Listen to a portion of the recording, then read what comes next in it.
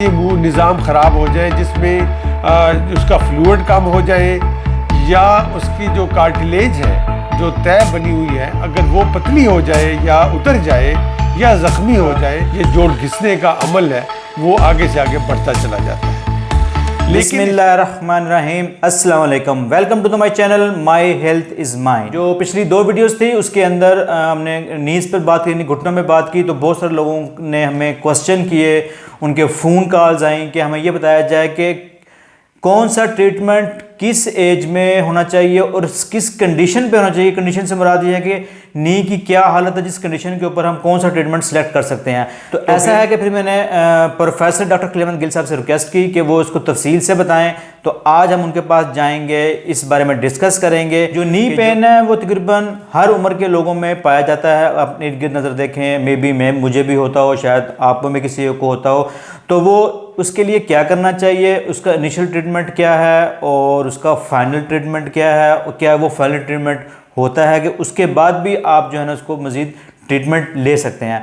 तो इसी सिलसिले में जो आपके ज़हन में जितने भी सवाल थे, तो मैंने दोबारा रिक्वेस्ट की डॉक्टर साहब से, वो आपको तफसील से बताएंगे कि उसमें क्या प्रिकॉशंस होनी चाहिए और कौन सा ट्रीटमेंट आपके लिए बेस्ट है। तो आपका टाइम वेस्ट किए बगैर हम चलते हैं प्रोफेसर डॉक्टर खलील अहमद गिल साहब के पास, जो आपको बताएंगे कि आपके लिए कौन सा बेस्ट ट्रीटमेंट है। बिस्मिल्लाहिर्रहमानिर्रहीम।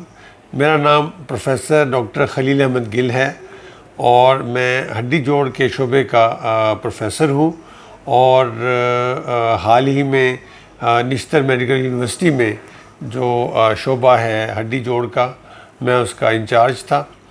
तो अब मैं अपने क्लिनिक में इस इलाके की मुल्तान में सर्विस करता हूँ।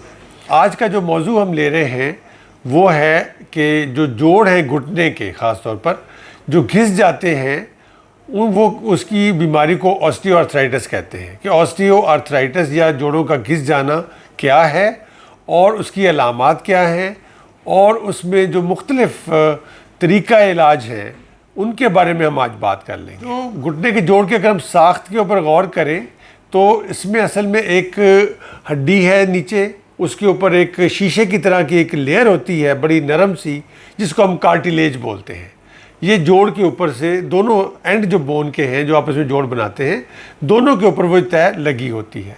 इसके अलावा जब ये जोड़ आपस में मूव करते हैं, चलते हैं, तो इनके दरमियान में जॉइंट का फ्लूइड होता है, चिकनाई कहलाती है या लुब्रिकेशन कहलाती है, मोबाइल की तरह से होता है। वो रोज़ाना का रोज़ाना फ्रेश होता रहता है और वो रोज़ाना हमारा जोड़ उसको नया जोड़ में डालता रहता है और वो फ्लूइड बनता रहता है।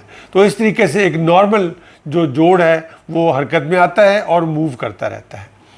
लेकिन अगर इनमें से इसका ये मुंह निज़ाम ख़राब हो जाए, जिसमें उसका फ्लूइड कम हो जाए, या उसकी जो कार्टिलेज है जो तय बनी हुई है अगर वो पतली हो जाए या उतर जाए या ज़ख्मी हो जाए, तो उस सूरत में जोड़ आपस में जो है ना वो घिसट कर चलने लग जाता है और उसके दरमियान में जो रगड़ पैदा होने लग जाती है, इसे ही हम ऑस्टियोआर्थराइटिस कहते हैं। वैसे तो ये उम्र के साथ होता है, जैसे उम्र जो है ना वो 50 साल, 60 साल, 70 साल तक बढ़ती चली जाती है, तो उसके जोड़ में जो बैलेंस है वो आहिस्ता आहिस्ता ख़राब होता चला जाता है, और इस तरीके से उसके अंदर ऑस्टियोआर्थराइटिस का ये जोड़ घिसने का अमल है वो आगे से आगे बढ़ता चला जाता है।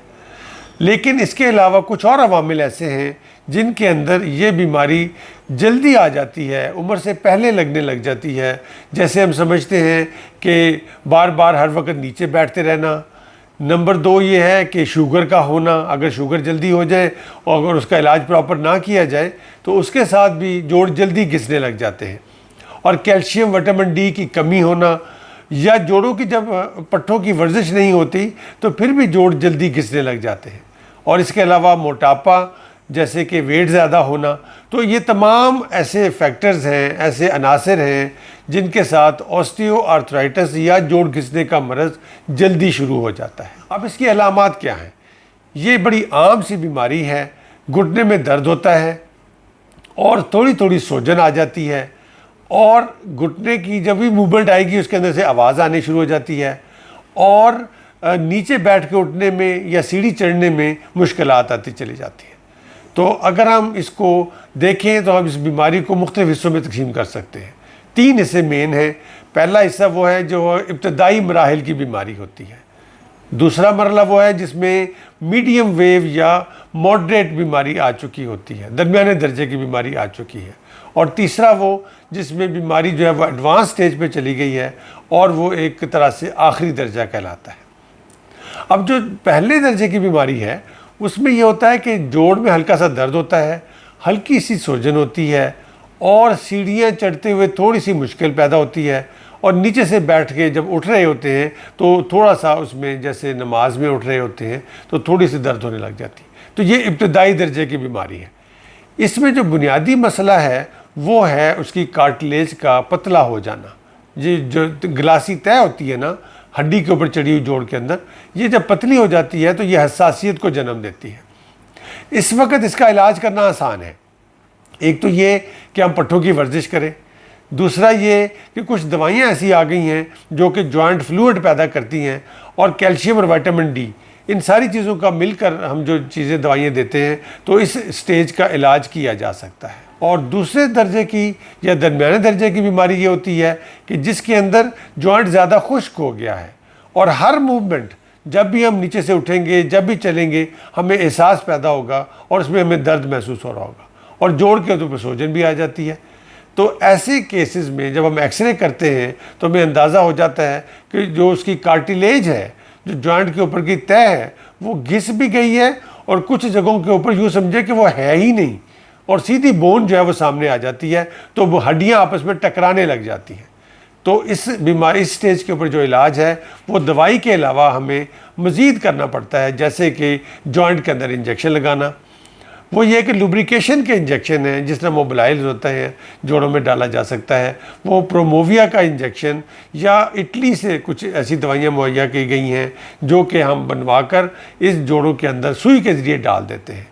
तो गोया एक ग्रीस का इंजेक्शन डाल देते हैं जो मुमकिन कम ज़्यादा साल तक जो है ना वो जोड़ के अंदर मूव करता रहता है और जोड़ के अंदर वो रगड़ को कम करता है और इसी तरह दर्द को भी कम करता है।